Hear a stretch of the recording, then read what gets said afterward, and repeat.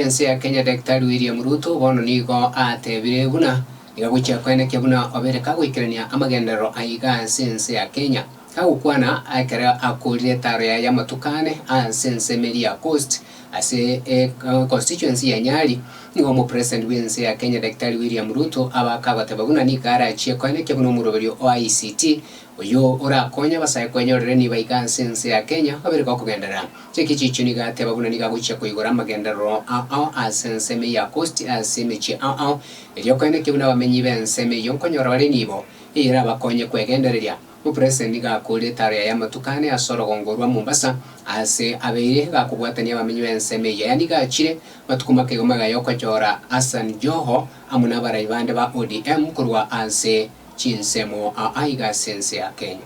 Hakuna serikali kuanzia uhuru wa taifa la Kenya ambayo imekuwa most favorable, the best government kwa watu wa pwani kama serikali ya William Ruto na Kenya Kwanza. Sisi tumeona umeunda serikali ya taifa na umesema tutahusisha kila mtu, na sisi tumekubali uhusishe kila mtu katika serikali ya taifa ili tuweze kusongesha kaunti hii yetu na ukanda wa pwani mbele kabisa. Sisi hapa pwani tunakuunga mkono kwa kuunganisha Kenya.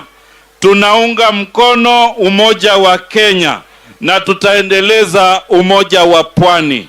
Na waomba tuungane, na waomba tushirikiane, na waomba tufanye kazi pamoja, kwa sababu taifa la Kenya na umoja wa taifa la Kenya ni muhimu kuzidi umaarufu wa viongozi wetu.